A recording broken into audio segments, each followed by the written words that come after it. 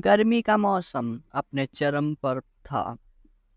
सूरज की तपिश इतनी तेज थी कि लोग घरों से बाहर निकलने से भी कतराते थे।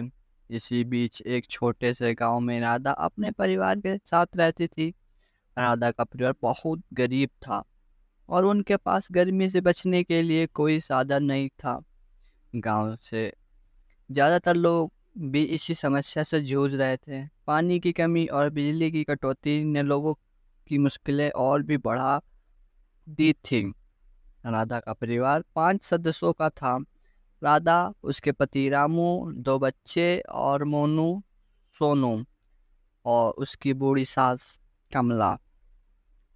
रामू एक मेहनती किसान था, लेकिन इस बार की गर्मी ने उसकी फसल को बर्बाद कर दिया था। कमाई के सभी स्रोत सूख चुके थे और परिवार के पास इतना भी पैसा नहीं था कि वह एक कूलर खरीद सकें। एक दिन गर्मी से परेशान राधा अपने पति रामू से बोली, हम कब तक इस तरह जीते रहेंगे? बच्चे भी गर्मी से परेशान हो रहे हैं और माँ जी की तबीयत भी बिगड़ती जा रही है। रामू ने उसकी बात सुनी और गहरी से सांस लेकर बोला, मैं जानता हूँ राधा, पर हमारे पास पैसे नहीं हैं। काश हम कुछ कर पाते। राधा ने निराश होकर कहा, हमें कुछ सोचना होगा। इस तरह से हम और हमारे बच्चे कैसे जीवित रहेंगे? गांव के लोग भी इसी समस्या से जूझ रहे थे। सभी अपने अपने घरों में बैठ कर गर्मी से बचने का प्रयास कर रहे थे, लेकिन सफल नहीं हो पा रहे थे। एक दिन गांव के सरपंच, जो हमेशा गांव के भले के लिए सोचते रहते थे, ने एक बैठक बुलाने का निर्णय लिया। उन्होंने गांव के सभी प्रमुख लोगों को बुलाया और कहा, हमें इस गर्मी से बचने का कोई उपाय सोचना होगा। अगर हम सभी मिलकर कुछ करें तो शायद हम अपने लिए कूलर खरीद सकें।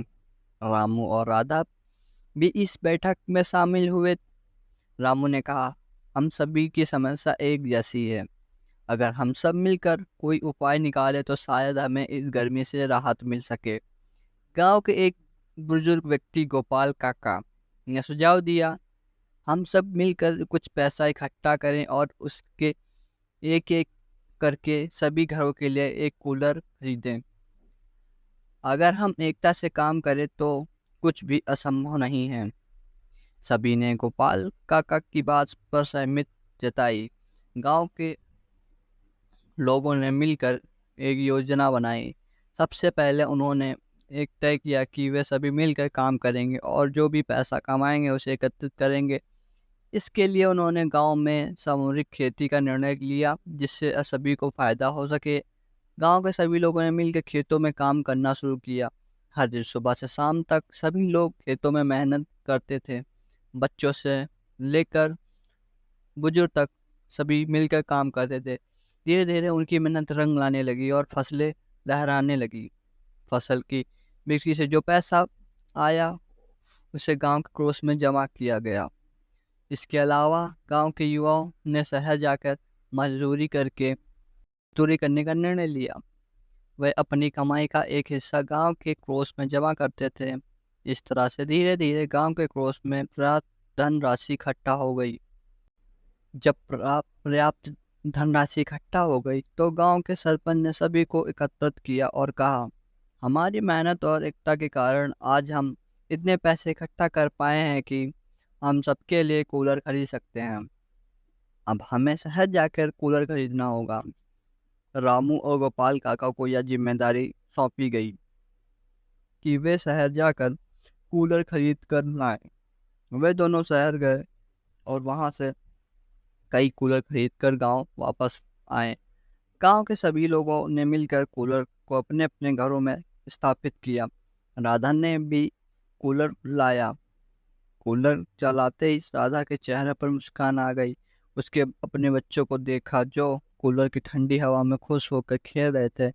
उसकी आसपास उसकी सास कमला भी ठंडी हवा में आराम महसूस करने लगी। राधा ने रामू को धन्यवाद दिया और कहा, तुम्हारी मेहनत और गांव वालों की एकता ने हमें इस मुश्किल से बाहर निकाल दिया। रामू ने मुस्कुराते हुए कहा, यह हमारी सभी की मेहनत का फल है।